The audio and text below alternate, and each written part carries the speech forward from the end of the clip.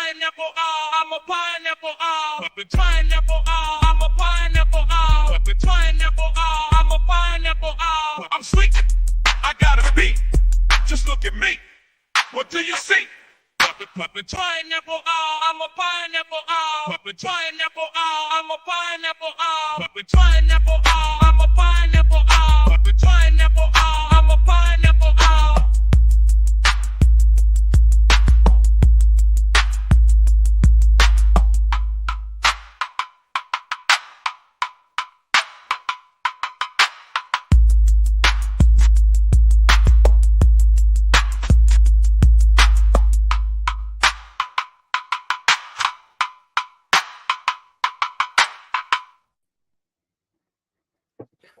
All right. Welcome. I'm a pineapple owl. I'm a Pineapple owl. It's Wowl. It's a pineapple owl. It's a Wow Wednesday. Welcome. It's dangerous. This AI stuff is dangerous. It's gonna kill us all. But also, you get pineapple owl out of it. So it's like an even trade. That's the PG Wowl, right? That's like the G rated. We did get a little outside of that the last time we ran. I had to counteract it. Like there's also non-weird ways to generate pineapple owls.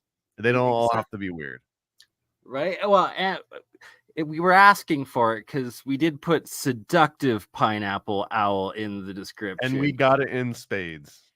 Well, as we were talking in the green room, it's like one of the first elements that we were ever introduced to AI was through Maria, out of Fritz Lang's silent movie from 1927, Metropolis, and she was designed as the first sex bot. So hey, you never know. Yeah, would we have AI? Would we even have PlayStation if it weren't for those early days? Right, and it's, I guess, desire and passion that leads development and progress. I guess is the way to put a positive spin on it. But I mean, I grew up in the 90s, like when I was old enough to understand and play video games, and I remember Lara Croft being like a pioneer in platformers for almost. Yeah, like I don't even, because I was 13 and Lara Croft was the shit. So Leisure Suit Larry for those who are older. Yeah, dude, I actually called the hotline and paid the $3 or whatever to get to whatever. I can't remember what the tip was. It was something to do with like Grand Theft Auto. I mean, all of this had like these elements of. I was gonna say it wasn't Wolfenstein. It was Doom, right? Where he paid the. They were the same underlying engine, but yeah. You're talking about the Duke Nukem strip club, yeah. Or Duke Nukem. That was Duke Nukem. That's right. Yes, Duke Nukem. Thank you. All right, so I guess it's like with every Illuminati version you get. Piece you get out of AI, you also get a PG friendly one. Oh yeah, plug the Illuminati. Oh yeah, we'll talk about it more. We'll do the plugs in a little bit after everyone's all like nice and warmed up. Well, welcome to the show, everybody. I guess we're kind of on a different kick than usual, but hey, here we are.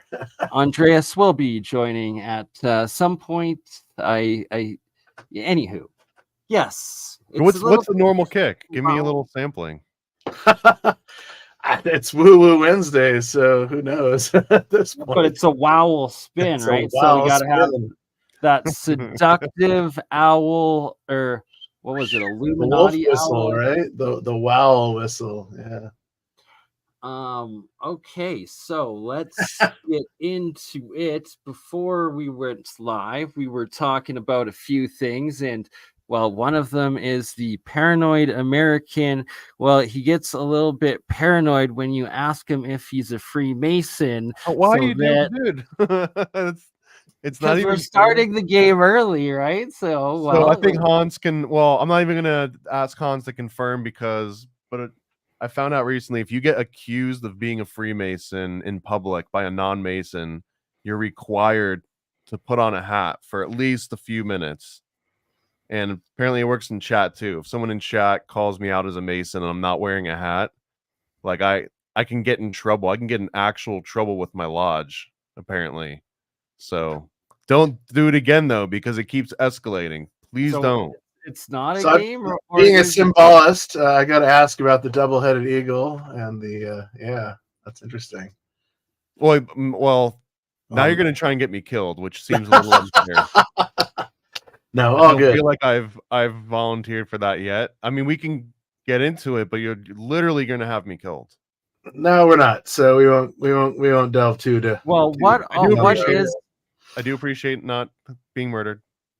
so what gets you murdered? Like, we were kind of discussing that we were going to kind of discuss this live before. Does it get the stream killed or us killed, or what do you swear to in 2024 when you commit to these secret societies? Like, are you swearing your soul? Are you actually swearing your life? Do they A lot of actually internal information by that death? you just can't talk about. And so, I mean, on the surface, you can be like, "Hey, I'm a Mason," but depending on your rank, same with Templar, same with Rosicrucian Order. Depending on your rank, there's a lot of stuff that you can't disclose. And so, Well, so Or something that came up. Alberto, what's the punishment? Well, like, what don't actually happened? really know. Yeah, interesting.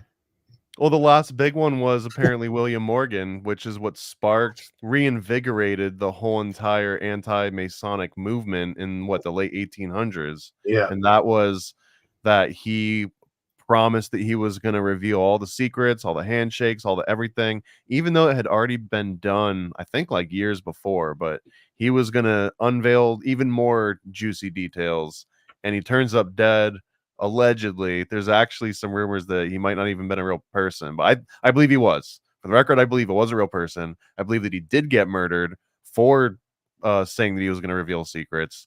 And despite all of that went down, all the secrets were revealed. Every handshake. If you go online right now, I'm not I going to have you it can online. find it I all. can verify from the 1 year that I spent as a Mason that I never made it past the first degree, but I did go online before even going through that first degree's initiation, and I was able to read. The first night I read the first 10 degrees initiations, one after the other, before All the night codex before I tells went you. in for the first degrees initiation.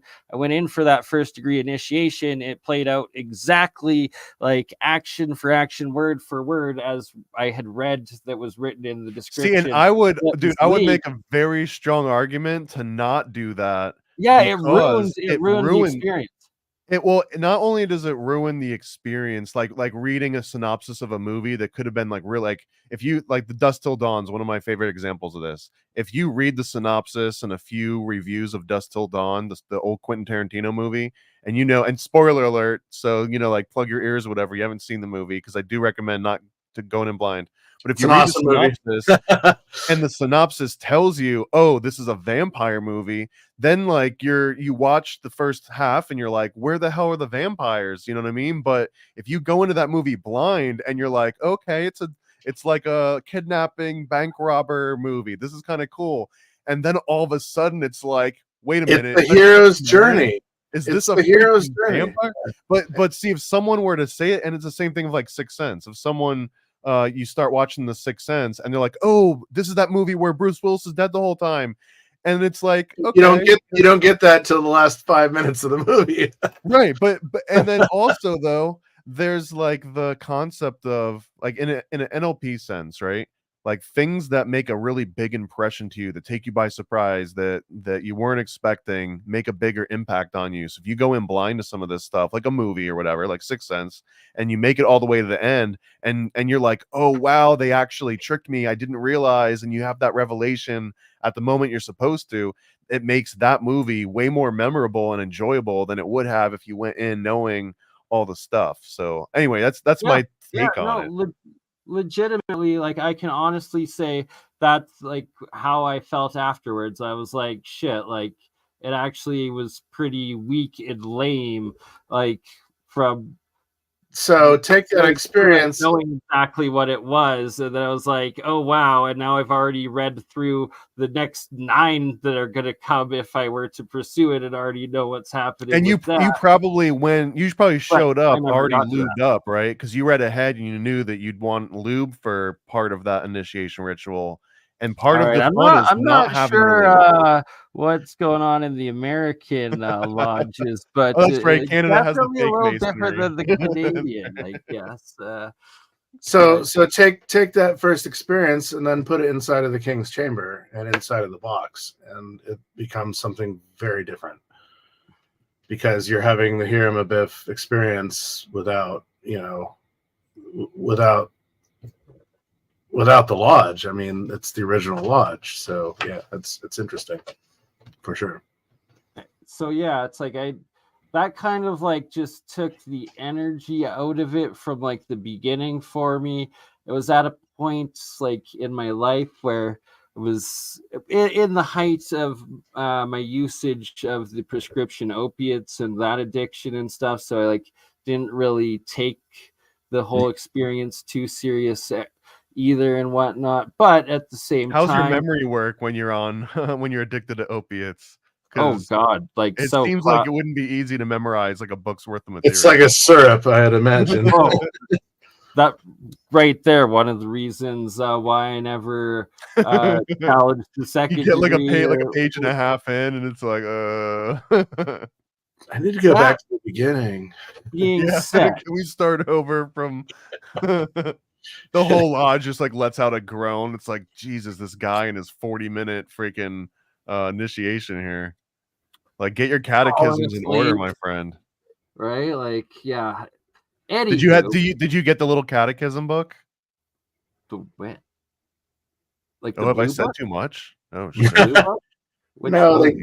they give you a like Cliff Notes. Yeah.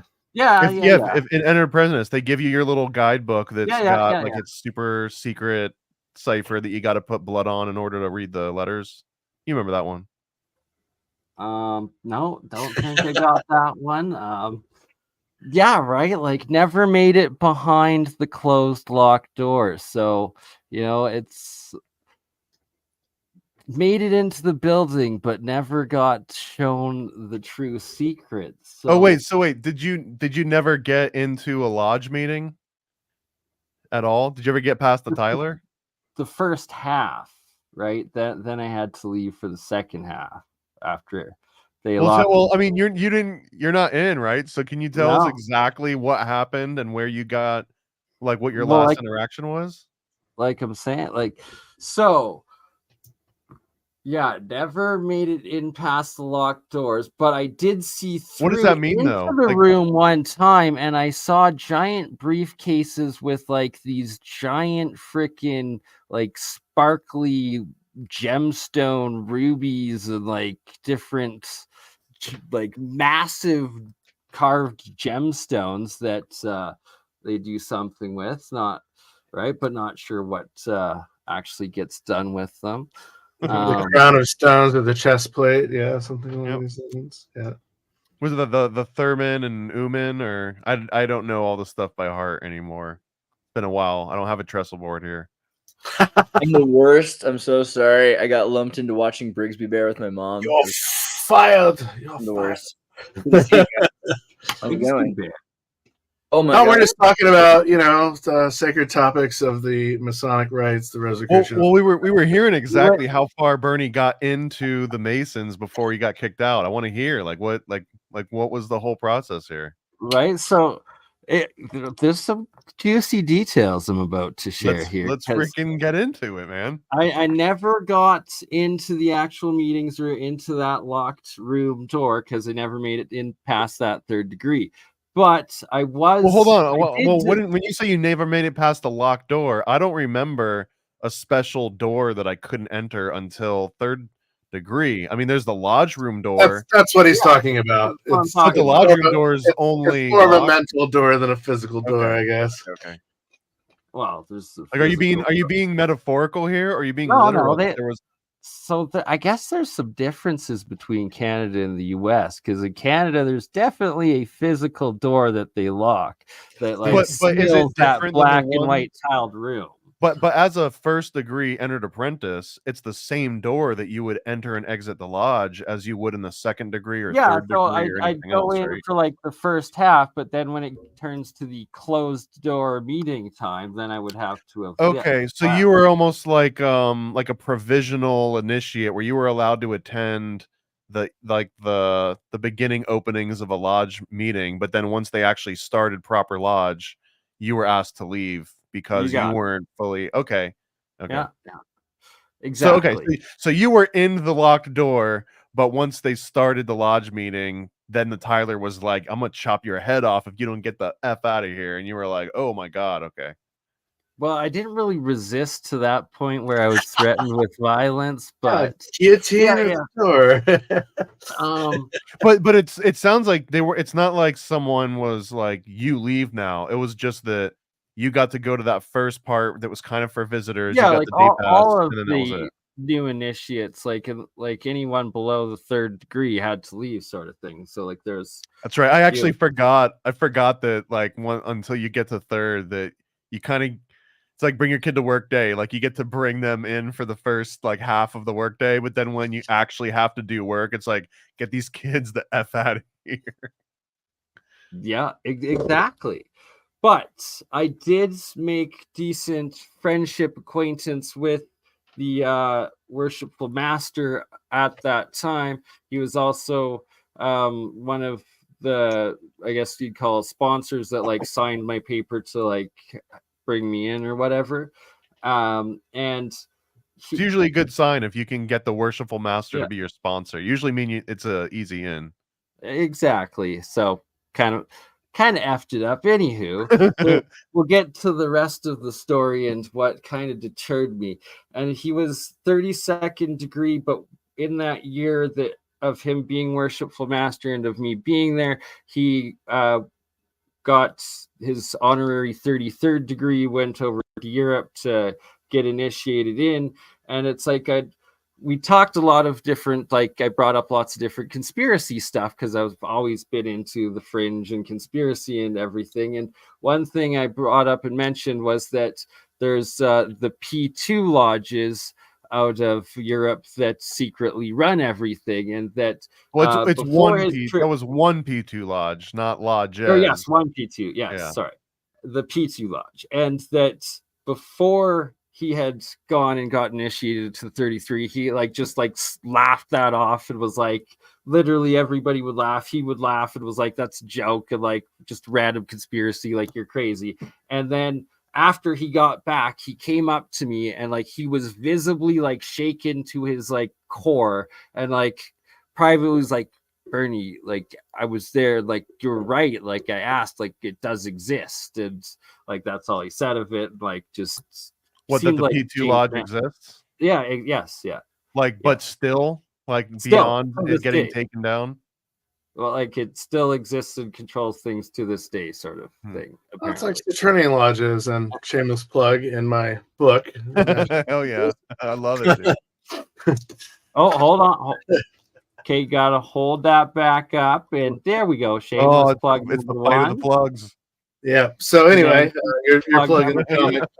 But I have like short chapters. It's an introductory basically, and so I have short chapters on Masonic, Rosicrucian, and Templar symbology. But everything that leads up to that and everything beyond it. And so we're talking. Oh, is the P2 still around? For sure, it's as around as Saturnian lodges are as well. And so yeah, the old world still exists today.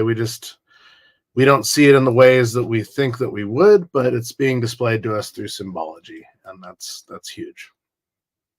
And that essentially, I guess, the motto of that, or moral of the story is that there seems to actually still be a higher up secret levels that really do control things behind the scenes, and to the point that they have everyone lower in the lodges completely fooled and convinced that architecture and control doesn't exist, even though it actually still does. It's beer, pool, and darts, man. Beer, pool, and darts.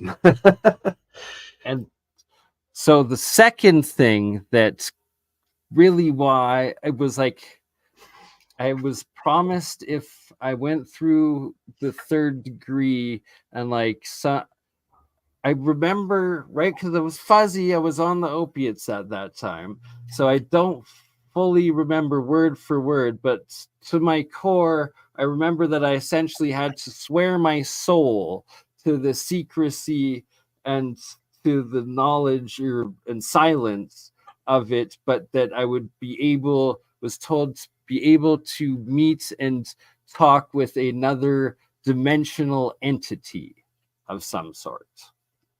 I don't remember that part, but you also wouldn't be able to trust me because I wouldn't tell you what I did remember. But I don't remember Is that this part. the death and resurrection of Hiram Abiff by the 3 brothers? You know, I guess you would be talking to another entity while you're going through that. But is there any point when you swear your soul away to something? Like, from my understanding, it's more of like, cross my heart, hope to die, stick a needle in my eye. It's a very, very elaborate version of that. But even in that, cross my heart, hope to die, at no point are you like, and I swear my soul and allegiance to the Dark Lord Satan, and if I ever violate anything, you can take my soul and consume it. And like, unless you're in the music industry and you want album. well, if like, yeah, Well, we're talking the music sales. industry. soul is essentially eternal, so that's definitely also including your physical body and life. That it's that like if you're going to like meet with something either like other entity of something, whatever the heck it is, but the fact that you can never ever talk about it, that just also Okay, seems I mean, like it so could be a one huge- one last strained analogy, but I would almost be like, if you're with the bros and you're not sophisticated enough that you've developed like a specific code of conduct and ritual over the course of hundreds of years, right? Centuries. It's like you and the bros, and if someone was just like, bro, if I ever violate guy code, just punch me in the face. It's Bingo. like, Yeah. it's kind of that, although it gets more violent in its rhetoric, but it's sort of that exactly. You know what I mean? It's like, hey man, if you ever catch me slipping, if you ever catch me like talking out of turn and maybe, like saying things in public that I agreed to not say in public, just slap me. But their version of slap was like stab me until I'm dead and like dump my body out in the ocean so no one finds out and get away with it. Yeah. All right. So, no difference between that and I guess Boeing these days. Right, dude. Being in Boeing and being in Masons, I would almost say that Boeing has the more like they'll follow up on their death threats way more than the Masons will. What is the Boeing logo? So the moral of the story, according to Thomas, if I get this correct, is you should be a lot more afraid of Boeing than you should of your local Freemason. Especially an employee of Boeing. Holy hell, man! That would be like being on like a Clinton campaign and walking in to a door at the wrong time, and you're just like, oh my god, I'm gonna die for this, aren't I? Jumping into symbology here, the Boeing logo is a Saturnian symbol. So one of the oldest of all. Oh yeah, look at it. So yeah, it does. Yeah. So what is bowing? What is the bow? The archer, right? So you're archering, and the archer is what? Sagittarius. Sagittarius is when Saturn is at its highest in the sky during the winter months. You can throw Nimrod in there too. After the harvest, yeah, exactly. So there's some interesting aspects with that. And so here we were just talking about that. We're looking at this symbology even today. Right there in plain sight that nobody sees because they're not taught to see it. So yeah. Hidden in plain sight always. I need to send you my book, man. It'll blow your mind. Anyway, so yeah. And well, Hans, you also mentioned before stream that you've also now been initiated. Yeah, I was initiated. I've done Rosicrucian stuff before when I was in Egypt in 2016 with Stephen Mailer. We did an initiation in the King's Chamber, which is why I brought that up, because when you're in the box and you're going through, your physical death and your rebirth for your initiation, it's powerful. And I had to go down to the subterranean shaft. I always talk about this. I go down to the subterranean area of the Great Pyramid complex, and I try and get down there before anybody else so that I have the dead end shaft myself for at least 10 minutes. And you have an outer body experience in the box, in the King's Chamber, and then Queen's Chamber is boring to me. To other people, it's amazing, but to me, it's boring. And so the second they open up the subterranean, I'm down there. And it takes people a long time to get down there because the descending passageway it's like 500 feet down and diagonal as well. So you're going down into it, and man, if you have vertigo like I do and claustrophobia as well, it's an interesting trip down there because you're like, you just want to get to the bottom and everything's like super compact and compressed, but then when you leave, you're just like, oh, that pinpoint of light is where I'm going. Oh, geez. So yeah.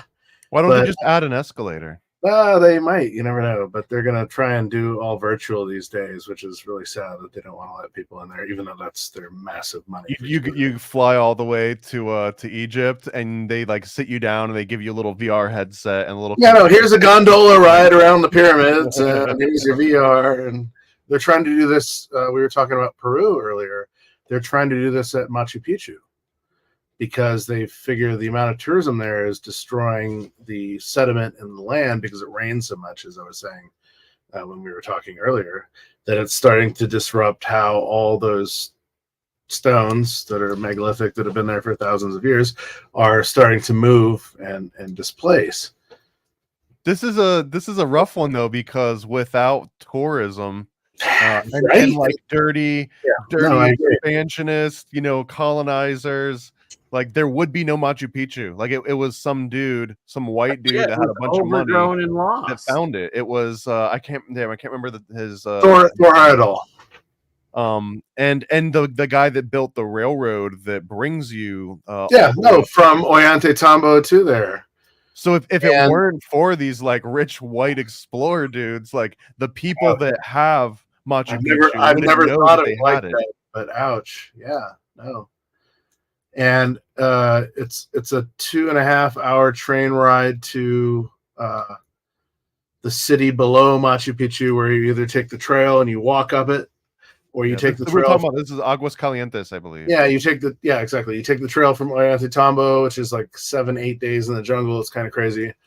But the train is interesting because you can only do it by road because the train won't stop. But about an hour outside of Ollantaytambo is this place called Napa Iglesia or Napa Wapa. There's two names to it. And it's this cave. It's 1,000 feet up this ravine. Wow. And you're walking through shale the whole way up, so there's no real footing or pathway. And the trucks are like shale, like loose rock, basically. That's sketchy. Yeah, super sketchy. When you get up there, and there's there's 3 different histories there. So in Peru, you see these 3 different histories, especially when you're in like Cusco. You'll see the buildings that have the super megaliths on the bottom, the medium megaliths in the middle, and the small shale, not shale, but like glyphic rock above that's even smaller. And so these are 3 different historical periods. And so the middle period came across the old stuff and rebuilt it and refurbished it. And then the newer cultures came across both of them and rebuilt and refurbished them. And so you get to this Napa Iglesia, Napa Huaca spot, and part of it is like more modern Inca, what you would see during the Spanish conquistador era. There's this rock that somebody dynamited the top off of, thinking that it was hollow inside and there would be gold in it, but it's super old. And then you have something that could be younger or even older, and it's this wall. My office is 15 foot here, so it's about 15, 16 feet, or 3 meters, 3-4 meters, something like this. And be more than 3 meters anyway. Sorry, 5 meters. There we go. And in the middle, it's like flat surface cut into the bedrock of the cave. And you're like, how are they cutting in and then removing the back wall and cutting back out 90-degree angles on the side? And in the middle of it is a sunken doorway or a sunken alcove that has 3 or 4 situations going on there that sink back about half meter, basically. And so this is mysterious because the tolerance of the surface of this is like 1/100th or more of an inch, which is, that's hard to do with a human hand without machinery. And it's in the middle of nowhere. There's nowhere that you would drag a generator up there and cut this out of the stuff. And you see this all over Peru, especially at Ollantaytambo, where I jumped the rope and I climbed up to one section and it had all these cross hatchings. This is actually on my website. I wish I could bring it up at the moment, but I can't. Anyway, the picture gallery on my website isn't working so great, so don't try and bring it up right now. So this is if you don't take the train from Aguas Calientes to... Yeah, exactly. Correct. Yeah. So it's a third of the way to Machu Picchu, but then you get up to Machu Picchu, and my God, that site is amazing. And then you have Huayna Picchu across from it, which is... Did you do it? Oh God, no way, man. Okay. We the didn't person I was with was like pushing me to do it, and we didn't have time. We would have had to have gotten there early in the morning to do it. Well, yeah. If you had all the time in the world, would you have done it? Well, that's the thing. As I was saying in the green room, it was like, oh my God, we paid $200 a piece to be here, and it started pissing rain. And Brian Forrester's like, it always pisses rain here during this time of year. It was September, and so it's like after monsoon, this kind of monsoon rain. I'm like, man, I paid good money to be here, and they're all going back to the cantina to have cigarettes, cusqueños, and pisco sours or Coca-Colas waiting for the bus. Some freaking Coca tea. Yeah, let's do it. I'm like, I've got this whole site to myself. I was the only person there, and so I wandered the entire site. And then I got brave, and I'm like, I'm going to go up to the Inca Bridge. And so I wandered up the trail, man. It was one of the living in Nepal. I've been on slippery trails. I mean, there's a saying in Nepal, Chiplo Bato, or sorry, shit, now I can't remember it. Anyway, pardon my French. Rato Mato Chiplo Bato, which means red mud, slippery earth. So when it rains, like everything washes out under your feet.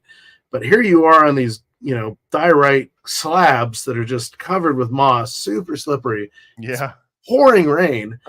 And there's no guide rail, and you're looking down. Yeah, dude, that's the most surreal feeling is being like, up there. That's and there's literally 1,000 feet. Yeah, dude, there's nothing at all to prevent you from just walking backwards with your phone and just falling off a mountain. Like literally, there's nothing at all. And I'm holding my GoPro, trying to take photos. I'm getting a little concerned because I'm the only person on the trail. Finally, 3 tourists, these French couple and their friend walked by me, and I'm like, oh, okay, there's somebody else at least out here.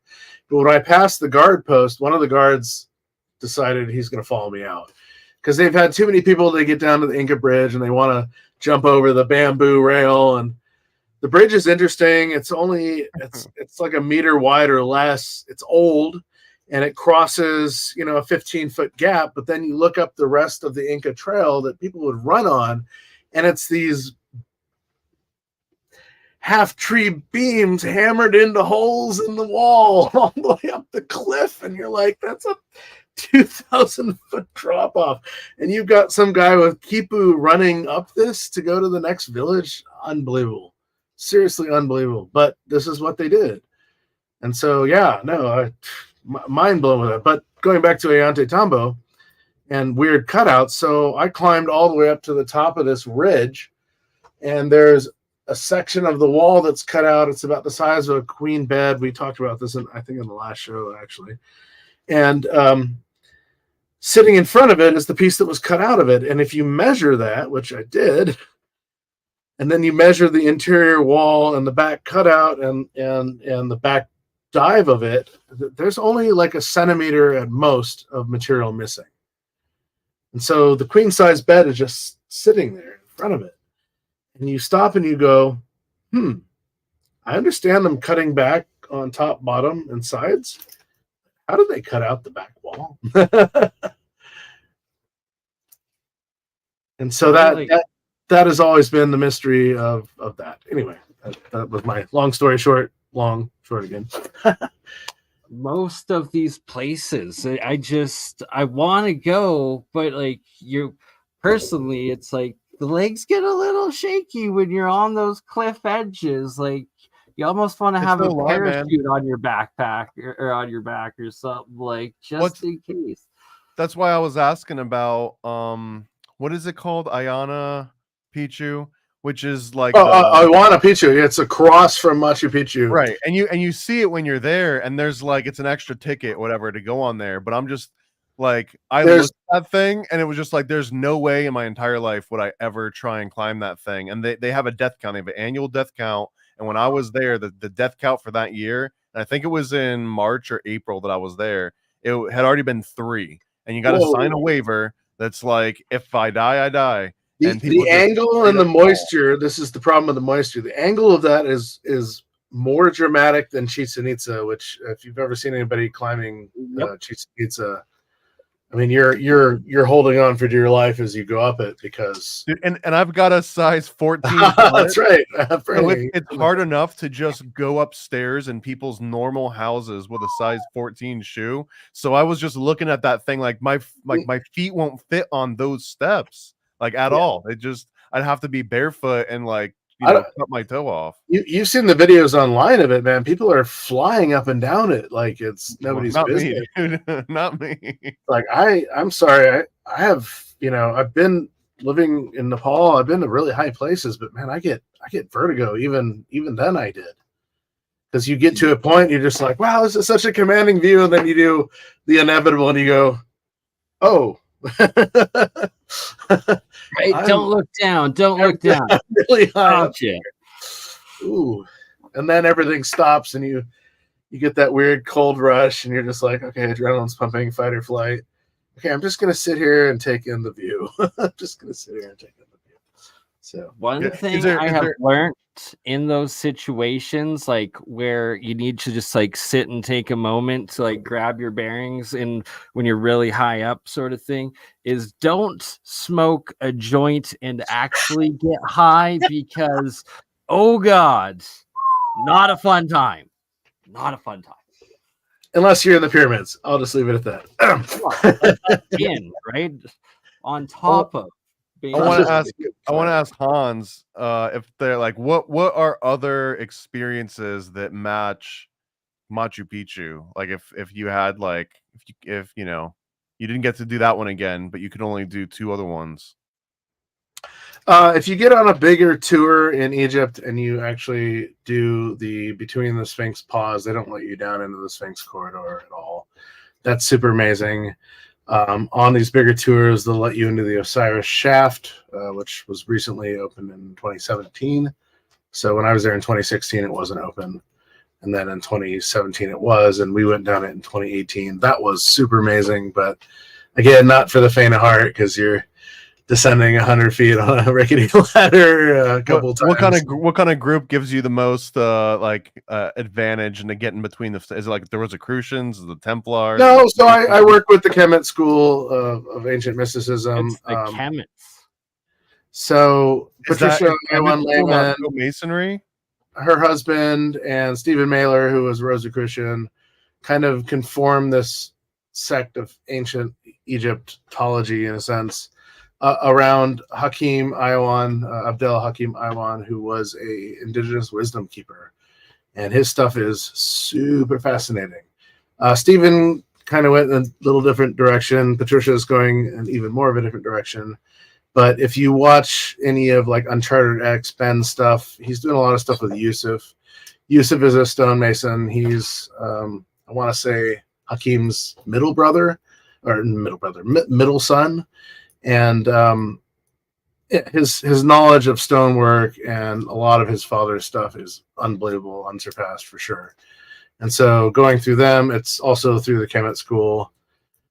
You can do stuff through Brian Forrester, through his hidden Inca tours. He does tours in Egypt as well.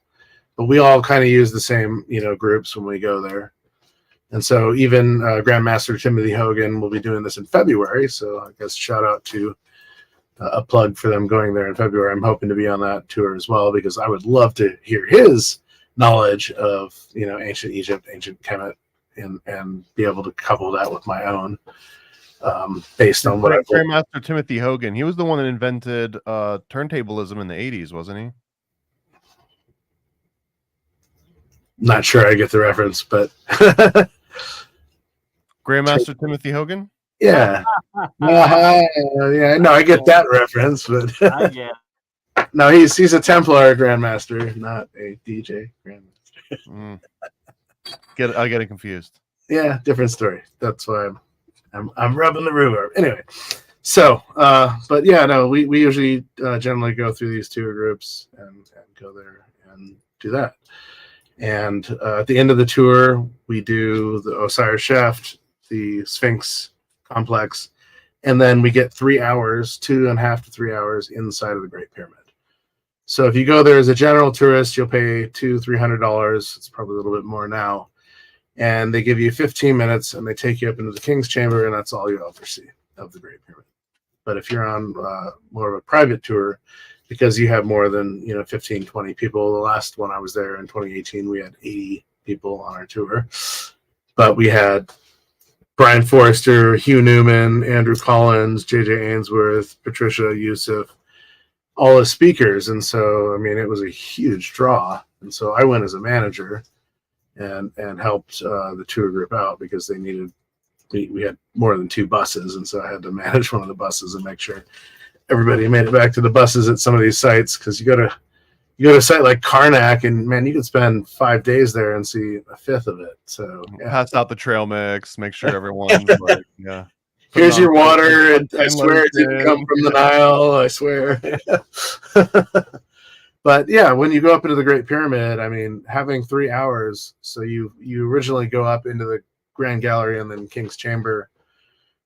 They tell you can't tone, you can't do religious practice, you can't do this, you can't do that. Everybody breaks that because you can't tone and like you can't meditate. They said, or like no, you can't even do religious practice. And so when we were there in 2016, we had this guy that was like 6'4", British dude, and you're going down the tunnel going into the King's Chamber, and in the middle of it, there's an alcove that juts up, and that's where they got into the relieving chambers. Not to be confused with the bathroom, but anyway. And so he's scraping his head along the top of this, and he bumped up the second it opened up into the free space, and it's only a little over a meter wide. And so he immediately smashed his forehead into the other side and cut it open. And so we had a blood sacrifice. We were all toning. We had a wedding. It was just like we broke all the rules. Do you go and buy like some scratch off tickets if that happens? Like you're with someone that starts bleeding in the temple? Like what why would you just leave money on the table? I'll bring up some of the photos that I did on the last show. Yeah, please do. And Thomas, do you have any photos of your trip to Peru? Peru, yeah, I'd love to see that, because you did I'm sure I do. You did a little different story than I did on that. So I mean, I wasn't there for projects. I was there for just like I got a $60 round trip ticket, and I was like, let's do this. And that was my whole motivation for going. I was like, probably didn't appreciate it as much as I should have, but it was also completely awe-inspiring. Like it changed my outlook entirely just from going there. I could imagine, and I hope to have that same experience one day. And how the heck do you find a $60, did you say round trip ticket?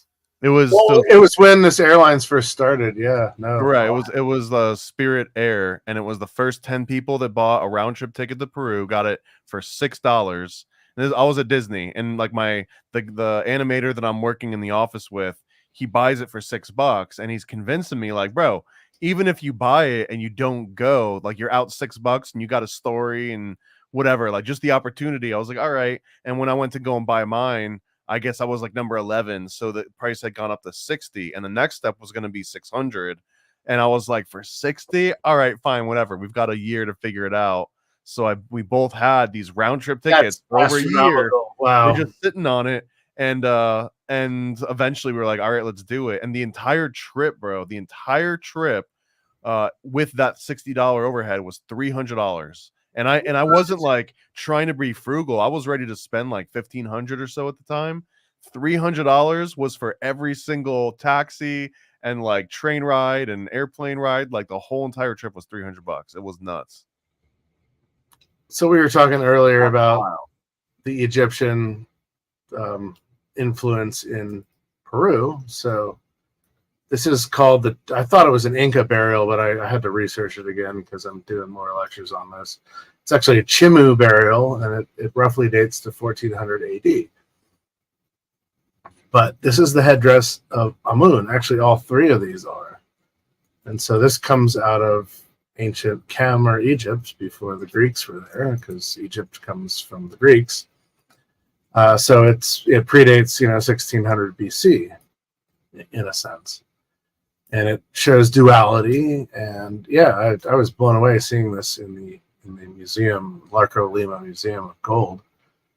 Right? Yeah, And that crown with the two, like all three of them have two. They're just broken. Yeah. And it's made of gold. Hey, Yeah, it's all gold. All this is gold. Antenna array. Solid gold. Like, what are you receiving and sending wearing that on your crown chakra, right? Maybe. Well, and then on the right you have Amun. Well, Amun was known as the veil of darkness. So this is the fifth phase of the sun. And so the veil of darkness, or the hidden, this is where we get the word Amen from. So it's interesting that when you pray to the Almighty, please hear my prayer, Amen, you're actually saying, God, bury my prayer in darkness so you'll never hear it.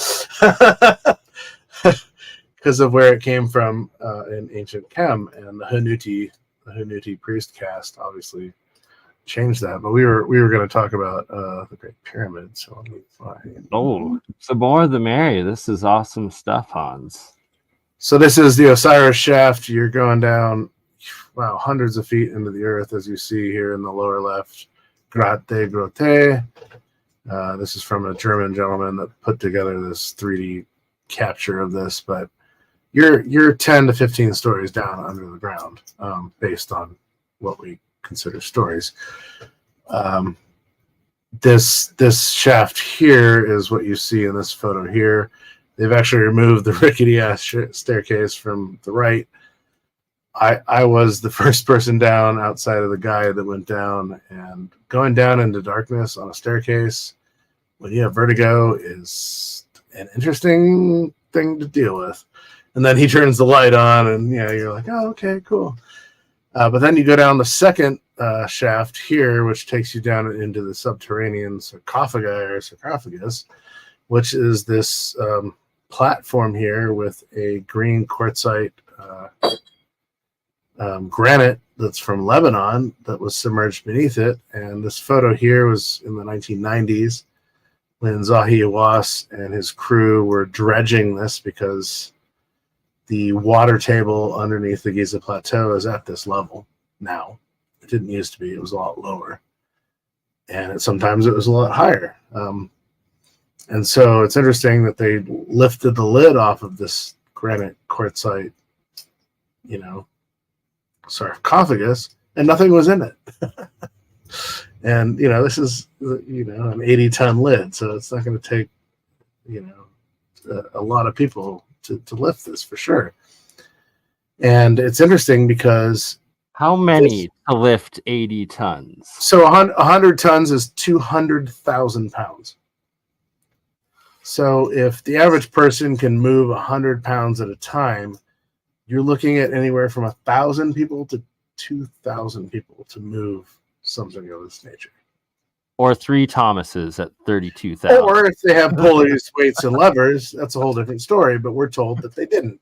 So based on what we're being told, we have to take that into consideration and go, okay, where are 2,000 people fitting in this area? They can't. There's no way. Also interesting is that this box and its lid, they were all originally one piece. The lid is usually taken off the bottom so that they can keep the same harmonics within the granite of the box. And so the bottom of the box becomes the lid of the box. This doesn't fit down the main shaft going down into this area. There's no way to get it down and to turn the corners based on how much space there is. It doesn't fit down this shaft either in the upper left. And there are, you can't really see it in this photo that I took here. This is before Yusuf went into the water and tasted the water, which was interesting. He's like, oh, that's very sweet. Really? Because it's being filtered through all the granite and all the salt and the limestone rock. That's the bedrock. But there's a tunnel that goes off to the left and the tunnel that goes off to the right. And the tunnel that goes off to the right, I believe, based on where it's located, ends up underneath the Great Pyramid in the well shaft in the subterranean area. And so we're always told the Great Pyramid, 8 sides of Great Pyramid, even though we've been told it's only 4 sides with the bottom, right? But if you look at it from the solstice, from an aerial point of view, from the Egyptian military, Air Force, you can see that there are 8 sides on it. And it's interesting that on the smallest of the 3 pyramids, well, there's actually 9, but of the 3 pyramids, it's also 8-sided. And so they're all 8-sided. And the question is why? Well, we don't really know, but we use radio telemetry today, over the horizon radio telemetry, using a 4 to 8-sided pyramid. So, machine, perhaps. So you go up the Grand Gallery. The tunnel to the Queen's Chamber is very similar to the tunnel to the King's Chamber, except it's shorter. I'm not a super fan of the Queen's Chamber. So you go into the King's Chamber. I was discussing the gentleman that split his head. This is him on the left. This is all of his blood on the floor. There's your blood sacrifice, yeah. We're all chanting, at least I am in this picture. And people are meditating on the floor. We were about to do a wedding for a friend of mine from New Zealand and his wife. And then you get in the box and you go through the ritual. And it's interesting that the main room resonates at like E or E flat, and the box resonates at F. And so when you're toning in the box and everybody else is toning in the room, you're enveloped in this alchemical swirl of sound frequency, and you feel like you're having an outer body experience. And so that's. And is this the thing you're not supposed to do? They're like, don't tone in the no, box. don't tone. They don't want, well, because you're in a Muslim country, and this goes against Allah. This is huge. Oh, it's a religious thing? Oh, it's big time. Oh, they don't want you to do it because I thought it was like, don't tap on the glass kind of thing. No. This is all based on religion. And so it's sad because, this is like, don't do what this was designed to do. Yeah, no, exactly. But it's funny because you're in the room and there's always a guard in the room with you. And it's weird because they'll start putting their hand in the box and start toning themselves because they feel the vibration of everybody else doing it. And so to me, that's always been like one of the most super fascinating elements of it. But when you go down the descending passageway, like I said, it just keeps going and going and going and going. And if you're claustrophobic, it's not a good idea. But you get over it real quick. And then you get down into the subterranean area, and there's the well shaft, and it goes down. This is like 40 feet down, and it's cemented off at the bottom. There's 2 cement blocks. You can see them. I guess if I zoom in, you can see them. You can see them here, right? There's 2 cement blocks. But there's a tunnel system that goes here, and there's another tunnel system that goes under here. So there's 2 layers of tunnels here, if not more. And they all head toward the Osirian shaft. But I like to go down the dead-end shaft, which is literally a meter by a meter. It's very small. It's very tight. If you're claustrophobic, maybe not a good thing. But I'm claustrophobic, so I did it. I made it through it. But you're scraping your knees, as you can see on like this moon rock. It's the bedrock that this thing was chiseled out of. And as you can see in the back here, there's a cement plug with a drill hole through it. But this is like 30 meters back, and I will sit here. Nobody's coming down any of the shafts, so I can't hear anybody else. I'll tone, I'll shut off my torch, and I'll start to meditate. And man, the noise is unbearable, but it's nothing that you're hearing. It's what you're feeling. It's your own inner energy, your own inner noise. And to me, that's always been the most amazing experience of that. So that's epic. I hope to experience that myself one day. And right there. 2 pictures showing evidence of concreted off access to tunnels, correct? There's a few more of those. I'll show them real quick. But when you go to the red pyramid, you have this corbelled system. And so if you see this from the descending passageway, it cuts in, it adjacents, and then you have to climb. And then there's one that flips the other direction. And so the thought is that this mirrors itself on the other side. Sneferu was not a title of a king or a pharaoh. We can get into that. It was actually a title of nature. And so Neferu means the dual harmony. And so when you go to the bent pyramid, you see that it has 2 angles, and we're told in history, oh, they messed up, and so they had to change the angle. And that's not the case, because now that they finally let people inside of it, there are actually 2 different resonating chambers, and they both resonate at different levels or different frequencies, and they're both elevated in different spots of the pyramid. And so this is interesting because you have chamber 1 with this corbelled ceiling, chamber 2 with a corbelled ceiling, very similar to the Great Pyramid. But then you go into chamber 3 down this, you have to climb all the way up. You now have a rickety staircase that goes up there, but you climb all the way up and you go down this tunnelway, which is what's on the left. And when you look right, you see chamber 3. Well, there's a cement plug in chamber 3, as if they were looking to see if there was another chamber system that vented off of this. And they even dynamited the floor, which you can see here in the lower right. And so it's a crime against humanity, damn it, quite honestly, that they would go to these levels to discover other elements of the chamber. But that is not part of the natural rock that's there. This is a cement plug. So anyway, as you were saying, yeah, it's interesting that they would do this, but they do this all over, especially in Egypt, all over different sites. They just don't want to tell us what's going on. And yeah, they were a bunch of slaves that drank beer. That's a great excuse. I think there's a lot more going on than that. So anyway, that's dynamiting it to find treasure, right? It is interesting, right? Like, I hadn't thought about that too much, but when you say something is a grave, then it's like to defile a grave. People are like, why are the pyramids a grave site? Like, what's the reason that you say that? Like, well, now all of a sudden you're defiling a grave site, so you won't look into it more.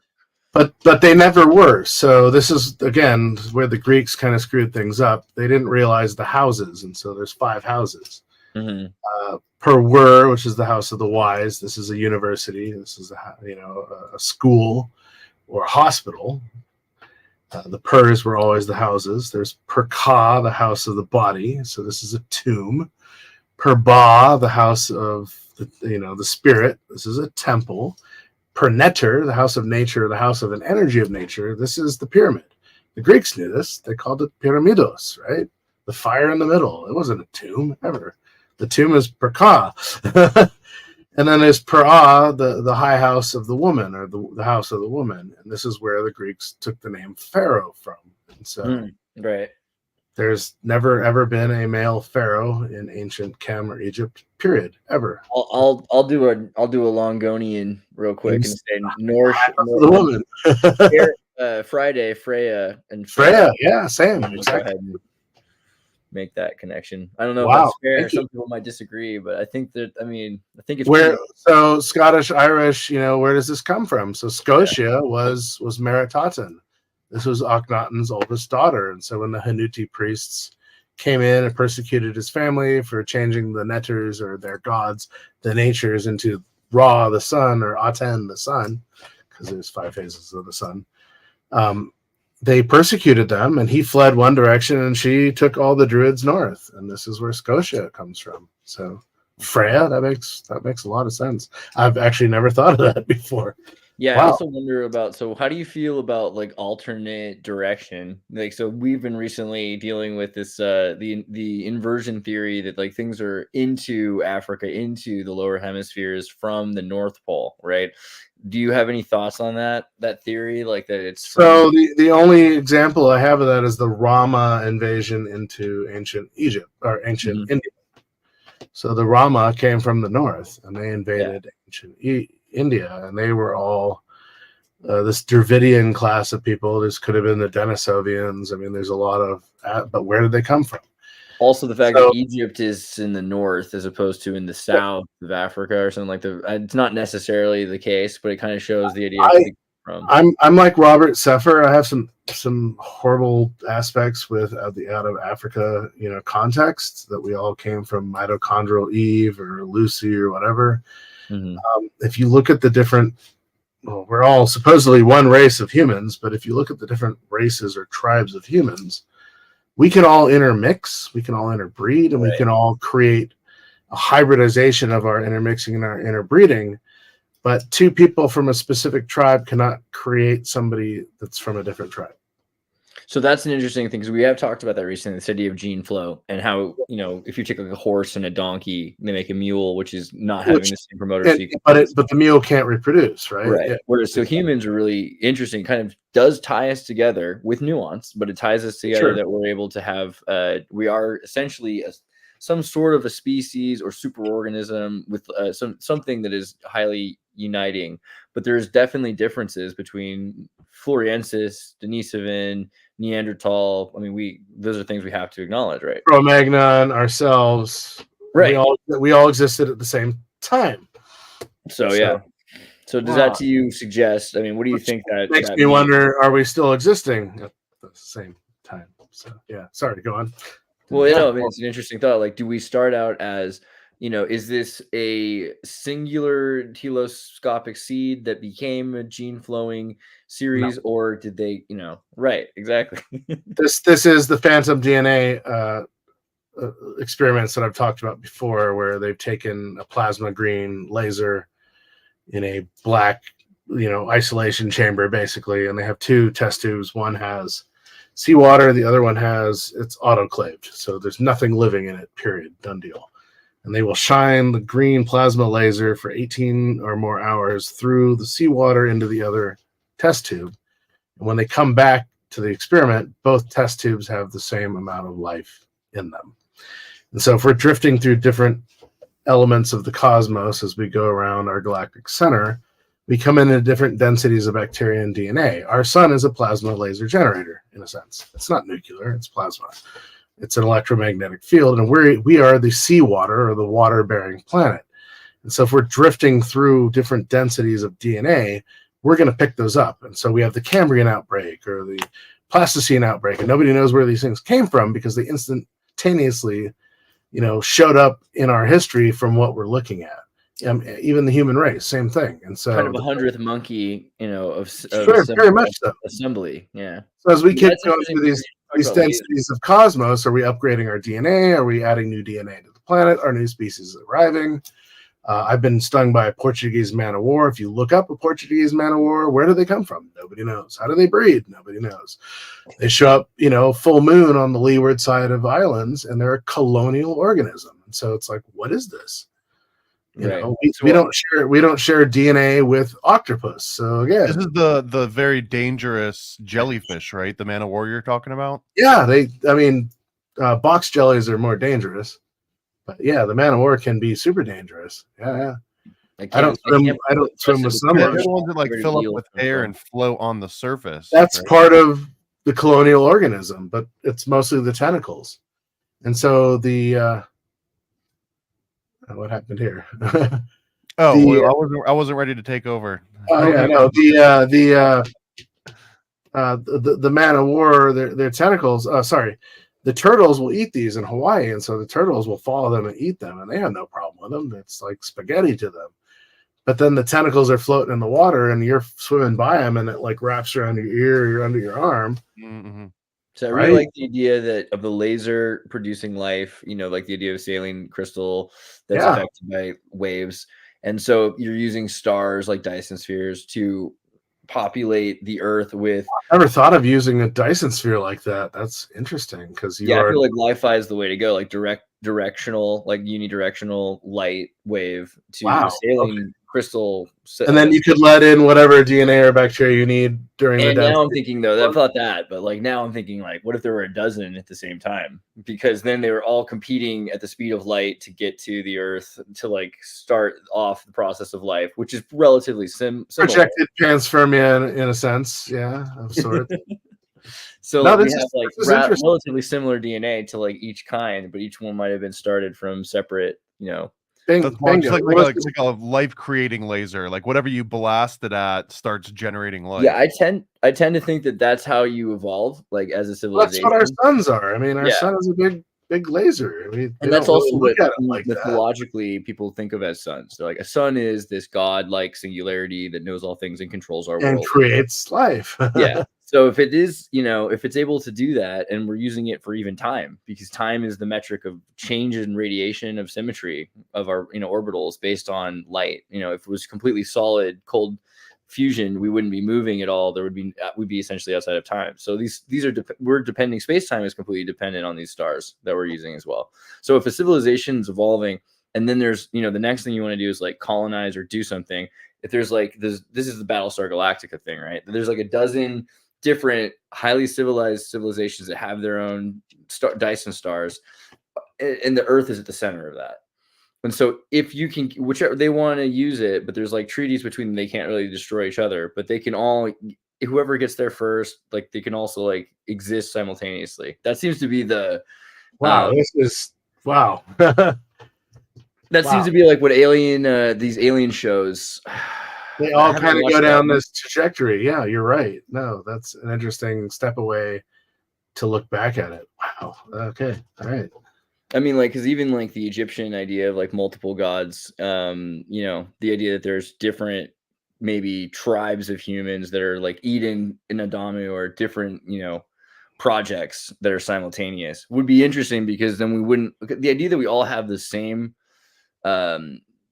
like biology is false. The idea that we all have the same goal-oriented mind, the idea that we come from the same intellectual like education systems, like there's so many things about us that are so different that it is interesting to wonder, like, should we really have an objective singular civilization, or like are we supposed to? So this is interesting when you look at movies like Time Machine, not the original but the more recent one with what's his name? Can I think of his name? I know what you're talking about, though. Memento, but we end up in the future where we're all an amalgamation of every race that's on the planet. And so is this Guy Pearce? Yeah, thank you, Guy Pearce, exactly. So is this Orlando Jones as the AI? Sorry, that's right, in the New York Library. But we end up in the future as this amalgamation of all races, and so is this kind of the end result of collecting all this galactic DNA and bringing it into the Earth species, which we all are a part of? I'm not suggesting. Who knows which way is the way to go on that? Yeah. Like, obviously, no, we don't really know. But I find that fascinating because, as I was saying earlier, certain tribes cannot create other tribes, but we can all blend together, and so I think that's really fascinating. Here's the one thing that I always have to bring up is that pre-cataclysm, there was megafauna, the Younger Dryas, like time frame, whenever the heck it was. In the fossil records, there was mega everything. Giant beavers, giant sloths, giant armadillos, giant reptiles, giant everything. So why? And we still have some remnants, like the whale. Apparently, a whale is 88 tons. A sperm whale could be 88 tons, which is a lot. So why not giant humans? Just saying. Well, especially considering that whales were on the land at some point, right? Like whales started as fish. They went onto the land. They were like, you know what? The water was a little bit better. They went back into the water and became whales. Right. God, I've got to find it on my bookshelf now. I have this book about the aquatic ape, basically. which talks about us not coming from trees, but coming from the ocean, because our filament under our nose is designed to create an air bubble when we swim That's not underwater. my Bible, sir. There's a bit of both, though, right? What's With that? water age theory, it's that like we went from land back to water, back Right, to land. yeah. Yeah. Which I've just- still would have started in water, but there's like a That's why we have long hair. You know, it goes the other direction on the skin. why I didn't the remember that was primates the evolve? theory Why did because we? it seemed like all obvious, but like a woman came up with it or something, so like it wasn't like British. Oh, they people. chewed her to death. It was in the Yeah. 70s. I have it on my shelf. I'm not seeing it right now, That was a bad time to be a woman, I guess. but it's genius. Why do we have long hair? Well, our children can grab onto it in the water, and it's When you fascinating. wiki it now, there's like a British dude from the 19th century that they found who did talk about it first, and he did have a beard. So now they can Oh, what's the beard for, right? I mean, Yeah. hanging on to the hair of the father. So it's interesting that, Avatar kind of brings this up in the last movie as well. There is this, huge attraction to water. And so obviously, James Cameron's going through the elements with his Avatar series, but it's super fascinating that he's touching on a lot of these old tropes or old memes, in a sense, that have some sort of validity to them. Don't know. Yeah, it's crazy. The Avatar movies are pretty impressive. Like the most impressive, I guess, that anything I've like that are coming out right now in terms of like that story, that idea of like alternate world that we're exploiting that is our own world. It's our own world. It's Pandora. It's the conquistadors all over But again. really, isn't it like probably what happened to Earth? It's Pocahontas. It's a cycle of abuse, No, but exactly. And so I think we keep retelling these stories. We tell the story of Atlantis. Are we not living it today? Yeah. We have all this technology that could destroy us in a heartbeat. I mean, that the Atlantis, we're an interconnected global culture. This was Atlantis, or the Avatar tree could be Rupus Negra, or like the Yggdrasil tree. Essentially. Wow. Yeah. No. Correct. The rubber tree. You're made of water, but you're also made of dirt, which is pretty cool. It's good to be both. Wow. This evening's gone in some interesting directions. Love it always. Exactly. It's a woo and it's a wow of a woo. Now let's be wowed by Tom. You were asking if I had any pictures. I dug a couple up. Now I don't have a presentation. These are literally just like pictures that I had. This is one of the better ones that I got. And anyone that's been here can attest. It's not easy to get a photo with no people in it or clouds. There's a couple hanging out, but I was like there at the crack of freaking dawn. It was super slippery, and the light's pretty early. But this is the main part of Machu Picchu with Ayana Picchu, I believe, in the Ayana Picchu's in the background, and to the right is Huayna Picchu, which is like across the valley. And I got a couple better versions of the most insane staircase you'll ever see. So this, I believe, there's a staircase somewhere on that mountain, and it's basically like just a straight vertical shot that goes directly up. It's not actually on this one. It's on the one across the valley. Oh, here I got another one. This particular, you can climb to the top of this early morning, and then there's the moon temple underneath it. But if you go across the valley from Machu Picchu, we got to make sure we pronounce it correctly, because like many languages, it has two meanings. One is old man of the mountain, and the other one is old man's junk. So but yeah, to the right of where you're standing, if you were to look across the valley, you will see the staircase going up to the top of the mountain across the valley. And that is the one that you see online. That it's like, I don't know how people would ever want to climb that. I do have proof that I was actually, there we go. And there I am standing at the freaking edge, that if you were to just take a step forward, you're literally falling down the mountain. Like there's nothing to prevent you. I love your outfit. You look like it's very like Abercrombie. Well, yeah. I mean, come on. I used to dress like that. I feel like dressing like that right now. That's talking like early the right 2000s. So what do you? The only reason I comment on it is because like it's so high up there. God, you're young. It's so high up there to get to Machu Picchu, and it's like it can be so like humid and everything else. Like I don't know, it's pretty impressive that you. I'll just throw a couple out here too. Look at this. When- This was when- the restaurant. Oh, look at that you. was Of course. Well, where did Tupac get his name And- from? It was called the Big Brother Cafe, and for some reason they had a picture of Shannon Doherty serving a pizza. It means more than you So- think. So Tupac was one of the original Inca rulers. So that's where his Okay, name, so that's where they got where it his from. name comes from. And then there you go. There was lunch. Ah, that day. Kui, my So favorite dish. Oh man. that was It tastes like a rabbit, but it's a guinea pig, and there you go. That was literally lunch that day. that's I don't know if I Kui. can. I Did don't you have any- alpaca at all? Alpaca is like I used to eat a lot of alpaca pizza. I love I that. didn't eat it's a alpaca. camel, That's man. weird. It's a camel. Pig. Yeah. It's I used to so eat alpaca dry. pizza at this place that played Ace of Base all the time, and it was just like I was like, I'm sure these people are on like speed and ecstasy in the middle of the salted desert. No, but they're at the doing same time, ayahuasca all day. I just wanted the pizza, but I think also salt just like is high energy. It just makes like a super high energy place. But it was just like 260 beat per minute Swedish pop music all the time and alpaca pizza, which is pretty nice. I had a picture of me at Machu Picchu. I'll pull up real quickly. I was gonna This is say like we're in a Cusco because there's a back alley in Cusco that's all pizzas that do alpaca pizzas. Yeah. So I got up there and Yeah. I made this picture while I was up there because I took the picture of myself and then I realized like, you know what, Machu Picchu. And I realized like the picture isn't complete for So some you're reason. at the upper gate. I'm sitting up there like putting Pikachu in my photo on my phone while I'm at Machu Picchu wasting my time. It took about like 3 minutes, but still, I feel like it's crazy. I don't know. God, I'm so glad we've all been there. Well, except Bernie. I haven't. We'll get him there. I'm taking. Poor Bernie. Poor Bird. But such an amazing site. I mean, the whole site is driven by water, which is really interesting. There's fountains and waterways that's like split through the entire site. So yeah, no, very fascinating with that. And near the hitching post of the sun, which is at the top, there are two rock structures that have huge like removals, as I call them, from the top of it. And I had to climb up onto another structure to take photos of it. But yeah, there's all these.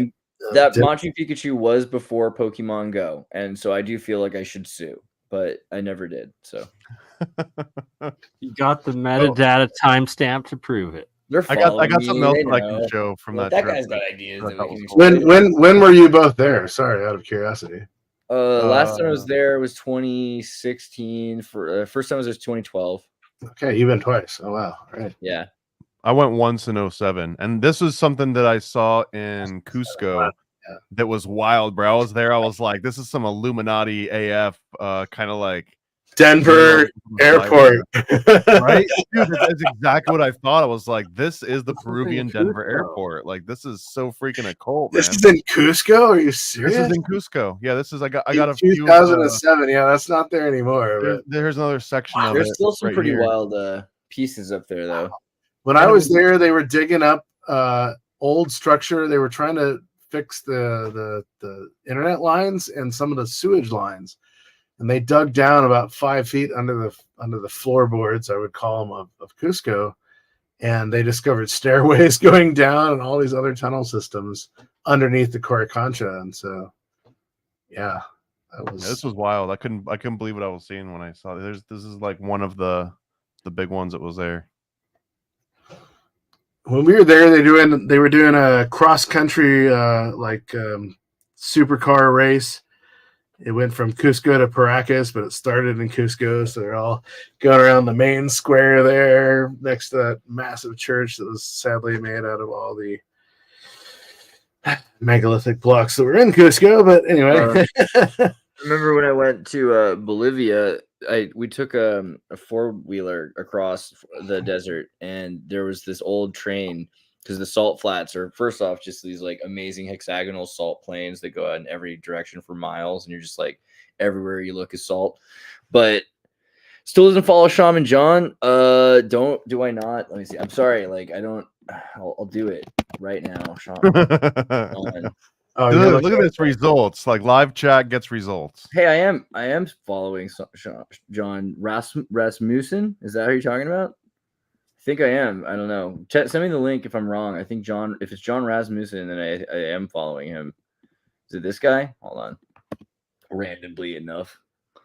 That doesn't mean I've seen all of his videos. I don't have enough time to watch all the videos I need to watch. I apologize. None of us do. You just got to put it on like 4 times speed and hope to God that you. Like that's what I do with books, you know. Because like what I've been doing is I use Audible, and then like the other thing is if you look at my like TV, YouTube subscriptions, it's just all it is devlogs. It's just like video devlogs now because I started watching like video game programming and stuff, and like once YouTube thinks you like something, then it only shows you that. Oh, they feed you all of that. Yep. Yeah. Exactly. So like I don't really mind because like I can loop the same song for 36 hours. So I'll just be watching like devlog. And then now it's like, okay, well then we got him. Like we'll just keep doing it.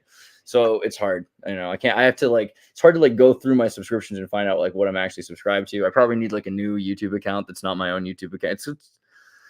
It's brutal. I You know feel what we're you. trying to talk about before we brought up John Rasmussen? Forget.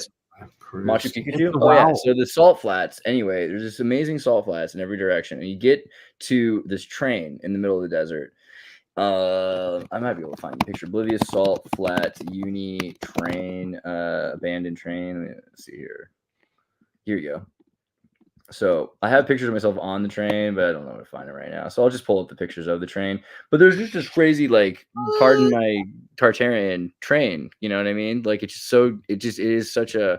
That's so out of place. It's so out of place. And there's just like, and there's, it's just, this isn't just one of them. There's like a bunch of like really big, and these ones, like, you look at them, they're like steam pressure canisters that are super thick and super heavy and like old school. These are like the old school train, and they've been stripped down. People took as much as they could from them and everything, but they're just solid iron in the middle of the desert, and it's just crazy. Just thousands of these trains that are just abandoned in the middle of the desert on a track. Still, the track isn't even abandoned. These are not doing it justice because people seem to have only taken pictures of like the front of it, but this goes on for like 5 miles. There's like 5 miles of just train that's just like thick. Like, I don't know if like maybe we can zoom in there. You can see what's like. I ran across the trains, like across the top of the train, jumping from train to train as much as I could for a while, and it like we did it for a few hours. Really, it's just crazy. Engine after engine. No, it's just the thickness of it's all solid steel. So conspiracies abound. In the James Bond series, we have Quantum of Solace, the most hated James Bond movie of Daniel Craig's era ever. But it talks about this water depletion going on in Bolivia that's intentional. Instead of them finding oil, they're siphoning off the water. And so it's interesting that a couple of presidents ago, these guys, the shrubs, the bushes, decided to buy up a plot of land that's, I want to say it's 500,000 acres. It's huge. And it sits over the world's second largest water aquifer, which is underneath Paraguay. Yeah, I was there when that happened, and it wasn't. Okay. It wasn't George Bush. It was George Bush's recently, Ecuador is claiming we're having water drought issues, and so you kind of got to put all three of these together and scratch your head. That's all I'm going to say. But you know, it's just amazing that the Bush family, that their daughters would be so clever as to invest, and so like open-minded, and you know, xenophiliacs, that they would like be exploring enough that they'd be interested to buy land in Paraguay, right? Like it's really good for them. I think. Oh, huge! Shows how open-minded the Bush family is, and well, they were following in T. Boone Pickens. So T. Boone Pickens owns property in Texas, and in Texas, anything that's under your land, you own the rights to. And he sits over the southern tip of the Appalachian water aquifer, which is one of the largest water aquifers in the world. So their only neighbor. Because of that, he can drain the entire thing. Nestle went and bought a bunch of land, and then the Bush family bought a bunch of land, but the Bush family ended up finding also natural gas reserves in Paraguay. They found a bunch of other resources. Oh, it doesn't surprise me. They're oil mine, they're oil miners for sure. Yeah. They're really lucky. Those girls are really lucky. That's all it is. Yeah. But I thought that the James Bond movie, the connection with Paraguay and this water aquifer, and now the Ecuador is claiming massive water drought because of the underground wells being dried. I'm just like, God, there's really. Did you see Bukele brought in his entire El Salvadorian government, and like he's like, I have a special task for everyone today. It's like, we're going to investigate you all for corruption. Good to be here. And it was like all on live on Good Twitter. to be here. Yeah. Gonna fire like 80% of them probably and put them all. Oh, in at Tesla. Yeah, no, they did that. Tesla, they did a straw poll recently. They've been doing this with a lot of companies that I work with. Yeah, there's a lot of ESG and other 3-letter names layoffs that are going on right now. Yeah, layoffs are one thing though. Bukele's like built a city that's a prison. It's literally a prison city that's got like, so El Salvador had a lot of gangs and CIA and all that stuff. And he just had every police officer and mother lock arms and cross the country and physically arrest everyone who had any tattoos at all. And if so, they had any tattoos and they'd like search them and they're like, oh, you've got like numbers on you. Are you connected? And like, so they arrested anybody who was ever associated with gangs at all, which is like 30 to 60,000 people. And they put them into a new prison city. You can look it up if you look at the El Salvador. I would love to look that up. Let me pull up a video of it really quickly. El Salvador new prison. I've been meaning to do kind of reaction. So many are. Anyway, Well, in Japan, I hate to say it, in Japan, they don't allow people with tattoos into certain areas if you have tattoos that are exposed. So yeah. So this is what it's like. So what they they put this video out to kind of like promote their prison. Hey, it's Squid Games. What do you know? Now the crime in El Salvador literally is gone from one of the most dangerous countries in the world at the time before Bukele to being the safest country in South America with nearly zero crime. It's like Japanese levels, and it's happened overnight. They're all gone, and now he's going after government because there are, of course, these guys are the lowmen, right? So like this is very serving the people. Tattoos and jail tattoos galore. This is not everybody who has tattoos is like bad, and so I think of course the goal is that they're going to eventually be able to process some people back into society and like remove tattoos. But yeah, for the most part, this is crazy because 60,000 people in one place, all of your crime in one place, like a dump. You know, it's crazy. It's wild. Just a little bit of profiling, hey, but the country said it will continue until all criminals are captured. And what defines a criminal? Tattoos? That's well, the tattoos in El Salvador, the tattoos are associated specifically with gangs. And if you got skulls and a bunch of like MS-13, yeah, of course. No, I get that. No, of course. Yeah. But if you get like a daisy and you're like a tourist girl, no, I don't think that's how that works. Where I live, it's all sharps and flats, and so the big thing that's interesting about this is that I was in Peru, you were in Peru. We know that the Fujimori, governmental control of Peru, like the Yakuza, is very powerful in South America. So the idea of tattoos being associated with their gangs, and that the Yakuza is associated with American CIA at this point after World War II, because one of the things people don't talk about that much with the internment camps is that when they like interned all the Japanese Americans, it wasn't just like Americans from the United States. Like they in the night went down to Peru, Brazil, particularly they grabbed everybody. Yeah. Oh yeah. And like, so you'd imagine you're a Japanese kid from Peru, right? And you wake up in like Alabama because they beat and drugged you and like took you on a boat, and now you're in Alabama and you're surrounded by like Californian. We used to be way more thorough, that's for sure. Where do I live? I live in Portland, man. We're the Shanghai capital of America. Dude.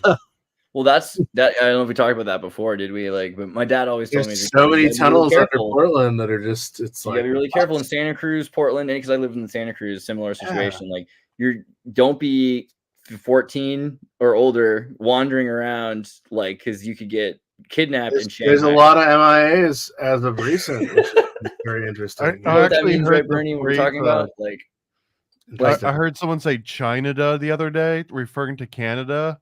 And I had never heard of that before. That's Vancouver. That's only Vancouver. Referred to as only Vancouver. Don't confuse the rest of the country. It's Ontario has 200-year leases. There are some places where the Chinese government is spread, man. It's pretty interesting. Oh, same Washington, Oregon, Northern Shanghai isn't the Chinese fault. It's like pirates would come to the West Coast, and then they would need able-bodied crewmen, and they'd kidnap a kid, and then when he wakes up, he's out to sea, and like you're gonna go to Shanghai, you're gonna go to Macau, you're gonna go do a triangle trade thing, and by the time you get back home, it's like 3 years, 9 years later, and usually they've kind of like Stockholm syndromed you into being a pirate. And that sounds like something from like a Robinson Crusoe book or something from the 1800s. The It Princess happens. Bride. Even the Dread Pirate Roberts would Stockholm his victims and then convert them into the Dread Pirate Roberts. Well, I mean, you know, to be fair, like it's that or like living in Portland. No, I'm just kidding. Brother, I've Portland, been into the tunnels, and let me tell you, wow. It gets dangerous though. Like I think when crazy, we were like, especially now with the homeless, man, they need to be shanghaied. Like obviously, every world is pretty messed up. So like I don't know if it's that much worse than like, you know. No, it's the same everywhere, but Portland's notorious. Seattle as well notorious for it. So yeah. Wow. But I just mean Why like, are yeah, there I don't know. so Maybe many- being shanghaied would be awesome. So many I've been to the tattoos. bar. It's a great drink. Anyway. South Americans coming up, right? If your country's cracking down and you're about to get thrown into a prison city, or you could get a free map to get to the American border to then get a free bus ride to a sanctuary city, why wouldn't you, right? I mean, that's I guess part of the idea with the new prison city, right? Like they're safe here, man. Like, right, safest place they can be, and it's some crazy prison where they watch them doing everything. They're not making prison liquor and like having prison drugs, and like this is crazy. Like this is not your average prison where, you know, most prisons are like in America. They're pretty much just like they're like Turkish prisons. Like they're places where you get tortured to an extent, right? Like this is different. This is like a clinical. Like we have everyone in a box and they can't harm each other or themselves. Like this is crazy. The level of efficiency. There's no panopticon effect. It's all controlled. Yeah. Very Guantanamo Bay-esque ish. This is 1984. You know, but the other thing is like, look at like this is about Kelly. He started out as a teacher, declared a war on gangs. God bless fascism. Thank you. Bad looking thing. Yeah, 62 people in a single day. Following the incident's country. Dude, thank you for sharing this. This is huge. You have no idea. Yeah. Yeah, it's wild. The world has no idea that this is more not than just 64,000 localized. suspected gang members have been arrested. It's not just localized there. This is everywhere in a sense, but different. What's different the per level. night rate for this hotel again? What's the crime rate for where? What's the per night rate for this hotel? Oh, right. Yeah, that's a good call. $35 plus. Yeah. I mean, probably something like what's the population of El Salvador? South Pop is So my English teacher, she was a bodybuilder with her husband. They became my basketball coach in Nepal in the late or mid 90s. They were stuck in a closet under gunpoint in El Salvador during the revolution. And one of my good friends here in Portland was also part of the school in El Salvador, and so I don't know anything about it, but it's like it's so interesting to see this. This is still what's going on there, and it's just like, oh my god, wow. Yeah, it's crazy. I mean, especially when you think about just like Operation Condor, all the things that we did, like Iran-Contra, and you know the efforts that we did to get soldiers from El Salvador trained, which led to the MS-13, which was an LA gang created by the CIA and the Los Angeles. Oh, of course, they needed infiltrators. Yep. drug mules and infiltrators. Yeah. So I think that's the reason they're also thinking like they can probably like root it out, but so much of it, the gangs were just a tool. So whoever's saying the gangs were just a tool, El Salvador investigation. So again, the president Bukele orders investigation against his entire cabinet. So sorry, brother, you just seem slimy to me. I don't know you, but you just seem slimy. Super ballsy stuff because he's gone from being this like, hey, I'm just a teacher, I'm a little weak vegetarian looking guy, to like, I'm this meat eating philosopher king who will arrest. I'm Dracula. I am Vlad the. So, not trying to go down the conspiracy level, was he part of the WEF youth, the Davos youth? Yeah, the WEF youth. I mean, I always just assumed so. I don't know Trudeau was, Macron was. I'm curious. He's the same age, it looks like it, as all these other leaders. So I would not be surprised. I mean, but he was a teacher, so WF. No, but that's why he would be corrupted for sure, big time. I'm just curious because he seems like the same age category as all these other. American Bank of Economic. His banking ties, does he? Life. Father was a businessman and industrial chemist. Muslim religious leader. His father's a Muslim religious leader. Really? Yeah. Interesting. From the Ottoman Palestinian immigrant. So his parents were Palestinian Christians from Bethlehem in the Ottoman Palestinian Empire. Interesting. So he became a Muslim after getting That's actually beyond interesting, dude. That's huge. Right? Don't need to go there, but for those who know, they know. So yeah. Kelly founded 4 mosques during his lifetime. The first mosque in El Salvador in 1992. He served as imam of the Salvadoran Islamic community and was part of the Islamic Organization for Latin America and the Caribbean. He's a founding member of the Council of Religions for Peace of El Salvador. I mean, it's something. Whew. So now that we know all the problems, what are the solutions?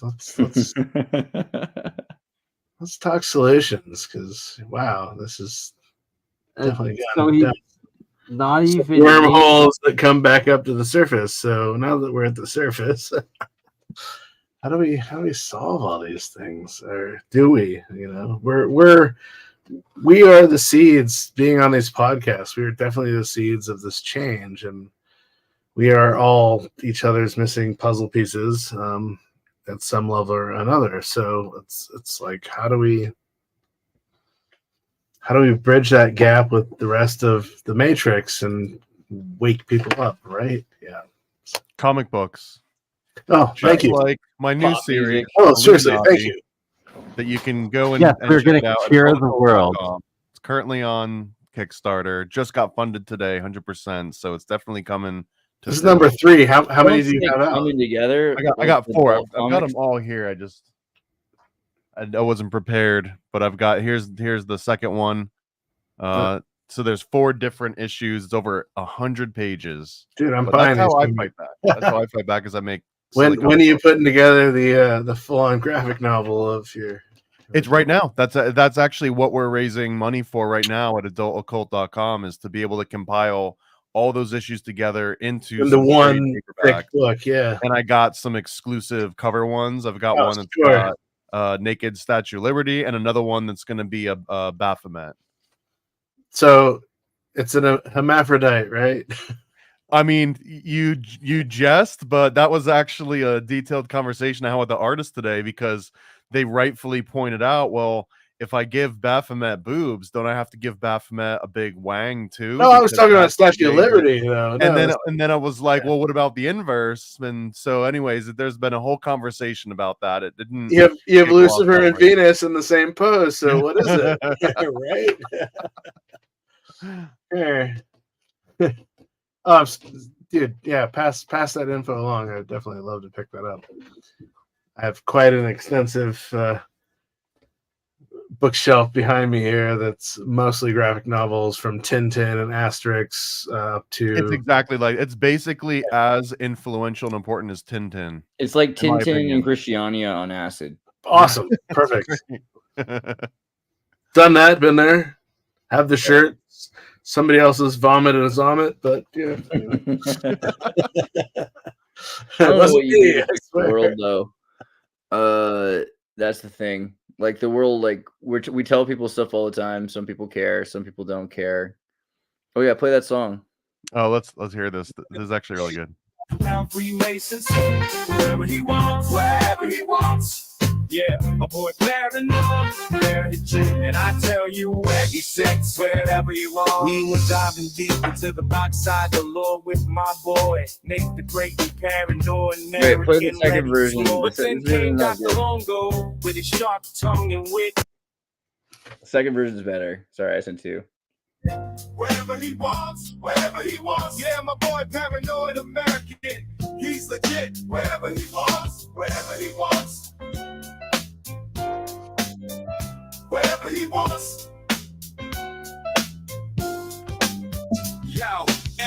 Chris in the mix, got a story to unfold. About a podcast gone wild with tales to be told. We were diving deep into the box saga lore with my boy Paranoid American, ready to explore. Damn.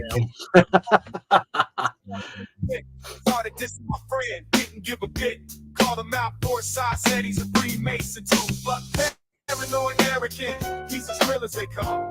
It's true, wherever he goes. Yeah, my boy Paranoid American, ready to explore. But then came Dr. Longo, with his sharp tongue and wit, started dissing my friend. Didn't give a bit, called him out for his size, said he's a Freemason too. But Paranoid American, he's as real as they come. It's true, it's true. But Paranoid wears his crown in the world of the box saga. He's a king with his knowledge and passion. He spreads his wings. Dr. Longo thought he had the upper hand, but we stood tall.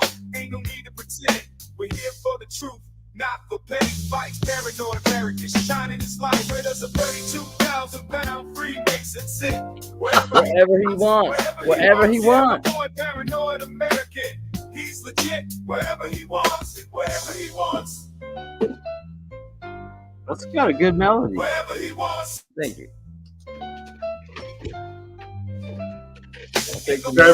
Jarvis has done you well. Right.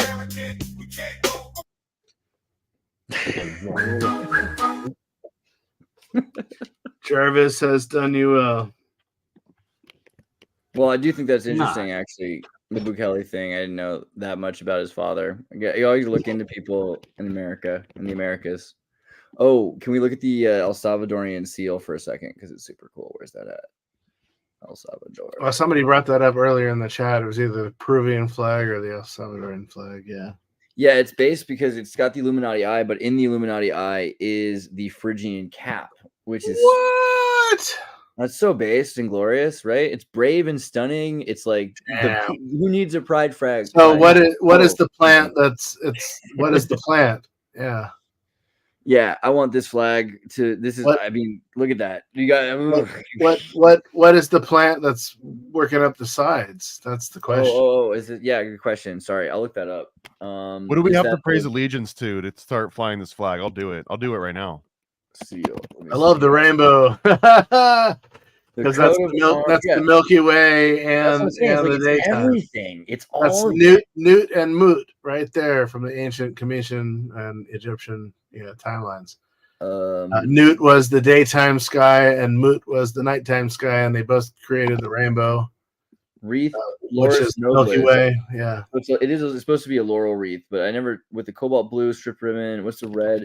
Red. Why the berries? That's the curiosity. Yeah, because it just seems more like the fruits of future. That would make sense. Yeah. Do laurels have berries? Yeah, laurels have berries. It tracks. No, but it's like the fruits of future because they're ripe, right? The laurel berries. Ooh, I want to start saying that. Some laurel berries. Okay, dude, and look at this version of it. Like it only gets better. Like as time goes on. Look at this. Like they're just like, you know what? We need more. We need some more color. We didn't know we had the rainbow. So El Salvador is 5 islands, 5 pyramidal islands by the looks of it. Interesting. They should do a collabo with Lisa Frank because I want to see that version of this. Lisa Frank. They're almost on the way there, but they could use just that little extra touch. Yeah, it's not an island really. It's a coastal area here, right? So you've got maybe 5 zones. They're saying 5 mountains. It might be the mountains, yeah. I'm curious what the 5, because it's showing them. Well, hello. Why did you make me go to the World Economic Forum page? Because this is what we get. Meet the class of young global leaders. Well, she's definitely a young global leader right there. Okay. Yeah. Wait, we were gonna try to find out. Well, no, I was trying to figure out if the leader of El Salvador, because he is of Jordanian or Muslim faith at some point. Yeah, what, but like what his connection is to Davos. Yeah. So there are Christian Palestinians who converted to Islam in El Salvador, started the mosque there, and so that ties into the CIA more than anything. But he's spoken at the United Nations, so he was a United Nations speaker early on. I don't know. I haven't found anything that like really proves he's World Economic Forum the second, but We invite anyone in our audience who has found any evidence of El Oh, Salvador. that was the huge curiosity because he's the right age group for Macron and Trudeau and all these young global leaders as they call them, and so the curiosity is, was he part of this? And it seems like he would have been, but we don't know. So unless somebody can point us out or call us out, awesome. Let's do a quick chat GPT. Doesn't mean that they know, but yes. Yes, he was, and Yes. you need to go find yourself in a hole. Wait, This what? conversation was helpful. Thank you very much. Yes, Nayib was the president. President of El Salvador was indeed a member of the World Economic Forum's community of young global leaders. Yep. Bingo. Individuals under the age of 40 who are recognized for the pro. Yeah. Shit, called that. Anyway, I knew it. Well, could it have been any other way? You know, That's, they're the it's ones who unfortunate.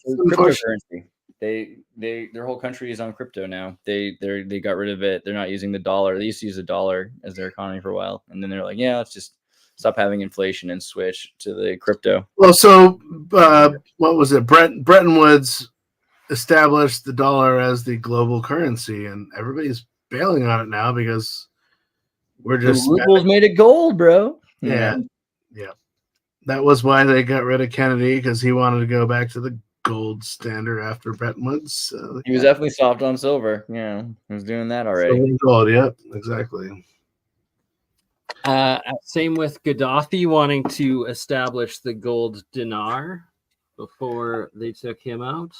I had a really interesting video today with our friend Martin, who's in Germany, and he did a presentation on flags. And I've seen some pretty horrible videos on flags done by Canadians, no less. So you guys have to do something about that. You know, JJ McAuliffe or whatever. You know what I'm talking about? Never heard of him. Good for you. You know what? Good for you. I'm proud of you that you don't know who JJ is.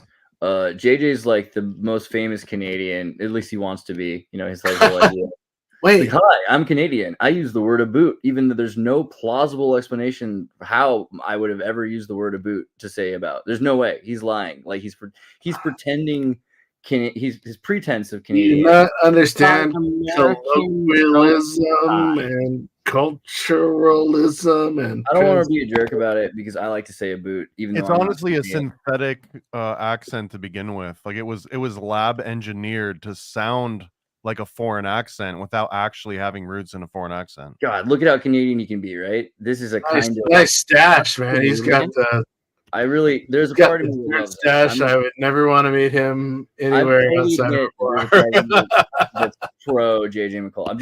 I'm giving him a little bit of credit. The point is, he made these horrible videos that were just like, there's no point to flags. Flags are just kind of these silly things that come up, and they're not really like, people are, we had to throw a flag together, which is just, there's no way that that's plausible. Like, there's no way. Oh, you cross paths with him in reels a lot? Well, you can tell him because he knows me. He'll probably be, I don't know. Don't freak him out.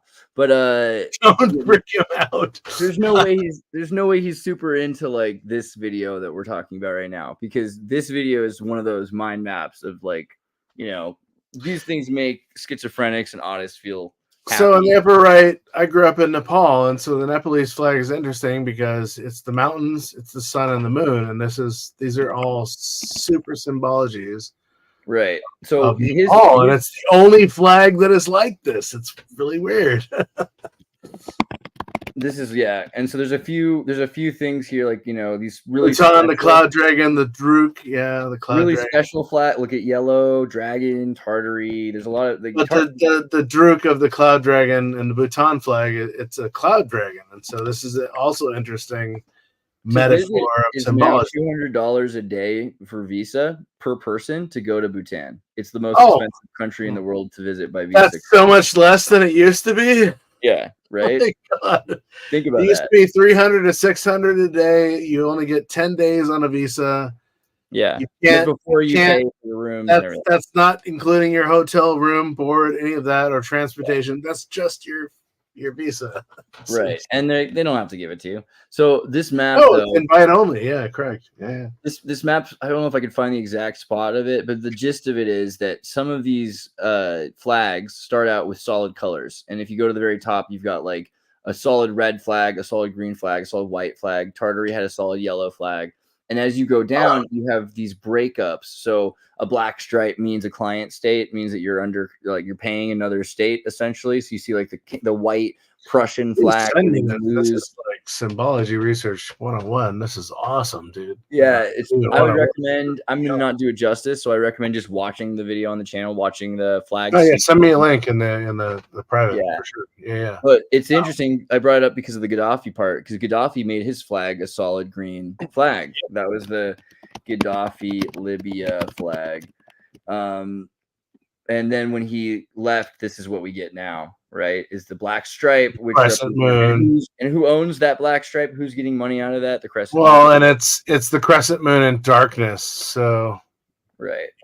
But so then you look at the Arab flag, black. There was like a fully black flag originally in the 18th to 19th century. Then they went to a full black flag with a white prayer on it. And now the new Taliban flag. That's ISIS and Taliban. Oh, the new ISIS flag is a white flag with a solid white flag with, supreme power, with submission to surrender to Islam, to the prayer, right? To, Yeah. Allah Akbar. Yes, the whole night. You're surrendering. So, yeah, they went from solid black to reverse. So right, and because they're Taliban's under the protection of the United Nations, essentially, like they're always, the United Nations always like, we'll hear them out, right? And you're like, wait, what happened with that? But then you got the solid communist, flag, the idea of this like super powerful Russia, and Russia went from being the red flag to, well, that was the Soviet Union. Yeah. Right. Well, yeah, Soviet Union, the singular Soviet Union, but also to water on the horizon, which is their new flag. Yeah. Look at and while it's losing power, look at China starting out with the dragon on the Tartary solid color, then it becomes controlled, and you got this sort of like rainbow pride flag with the black and white stripe at the base of it. That was Tibet. That wasn't China. Anyway, yep. This is the Tibetan flag? Yeah. That's where that rainbow came from. Yeah. So they borrowed it in the 1950s. Yeah, interesting. When they went after and they invaded Tibet, and Tibet then came up with this flag. Wow. Sun Unity. Really, I'd love to dig into that story more. That's really interesting. Yeah. Republic, China. But then it went to the 5 stars. Exactly. Yeah. This is all. That was the Tibetan flag. That's nuts. Okay, so that needs to be dug into deeper. And then the fact that China then ends up like more powerful, claiming it controls other countries, it's inherited all these countries, and so now it has a solid red flag, right? Like, so the idea of these trying to be like the solid, like the most powerful country has solid colored flags, right? Here's the Libya flag. It's weird in China, you can't wear red ties. They don't. It's like you're offending the flag in a sense. It's really interesting. Red has a very business association with it in China. So I think that's fascinating. Because challenging the flag. Oh, I'm more important than the flag, which is red. So interesting. Well, that other flag was interesting too. Like looking at this, like this, the 1977 to 2011, before the new Libyan flag, you've got the green flag being controlled by maritime law, essentially. Like, right? Like, what else is that saying? Oh, for sure. Yeah, the anchor and the water. Yeah. What we blue control you from your ports. Is that naval blue? Yeah, no, we control you from your blue. Yeah, it seems more like UN blue.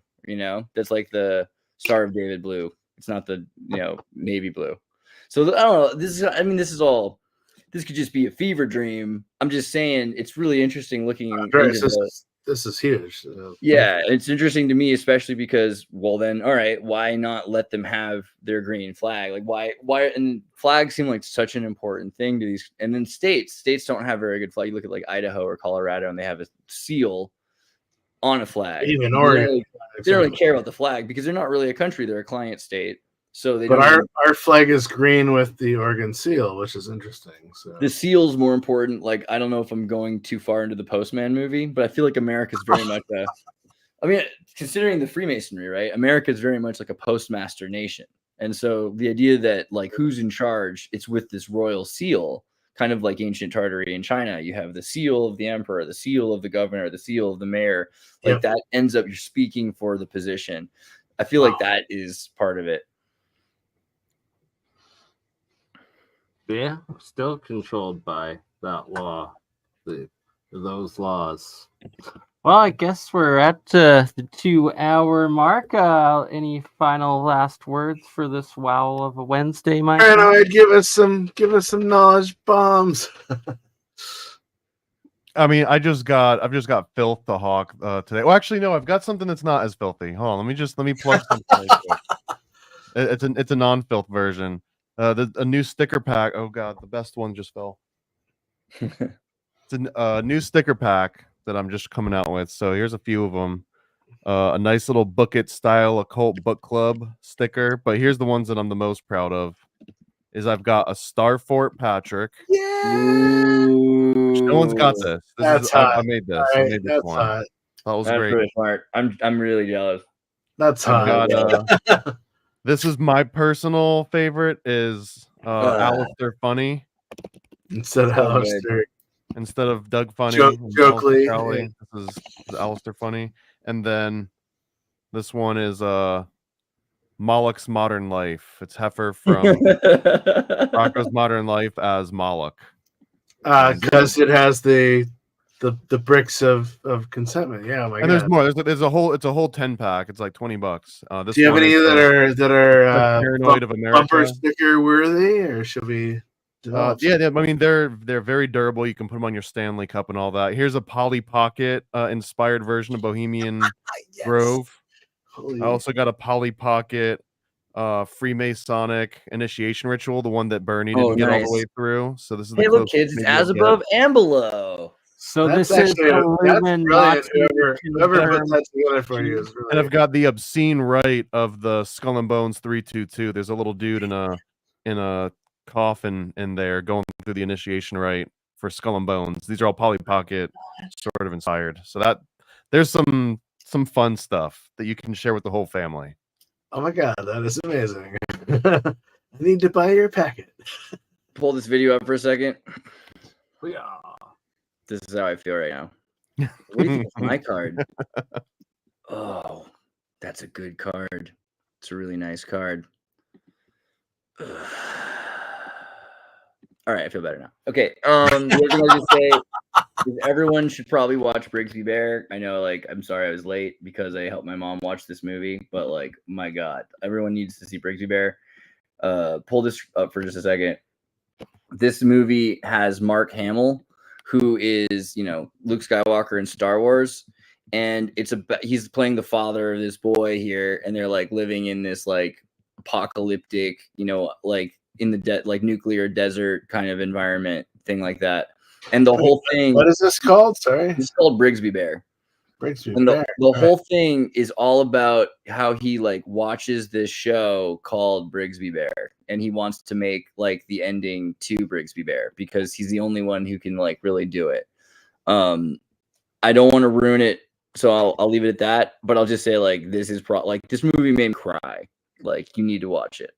It's like pretty good. Only 17. All right, I will. Yeah, it's wild. Andy Samberg, Lonely Island, classic, involved with it. Really well made. Really, really important story. I don't want to ruin it. I'll wait, but we could talk about it sometime.